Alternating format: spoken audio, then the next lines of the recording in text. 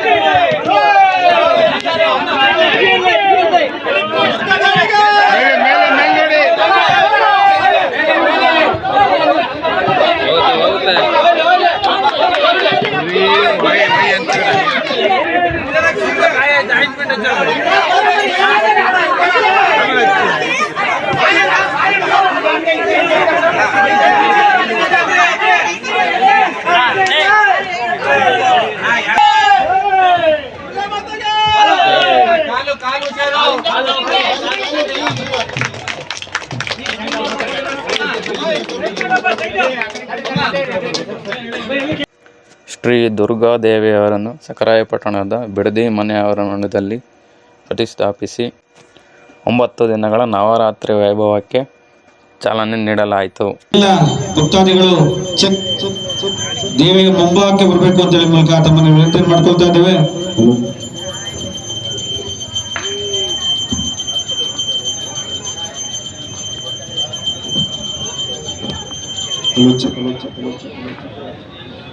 ಈ 9 ದಿನವೂ ವಿಶೇಷ ಪೂಜಾ ಕಾರ್ಯಕ್ರಮಗಳಿದ್ದು ದಿನನಿತ್ಯವೂ ಅನ್ನ ಸಂತರ್ಪಣಾ ಕಾರ್ಯಕ್ರಮ ಇರುತ್ತದೆ. ವಿಶೇಷವಾಗಿ ಸಖರಾಯಪಟ್ಟಣದ ಪ್ರಮುಖ ಬೀದಿಗಳಲ್ಲಿ ದೀಪಾಲಂಕಾರ ಮಾಡಲಾಗಿದೆ ಮತ್ತು ವಿವಿಧ ಆಟೋಟ ಸ್ಪರ್ಧೆಗಳನ್ನು ಏರ್ಪಡಿಸಲಾಗಿದೆ.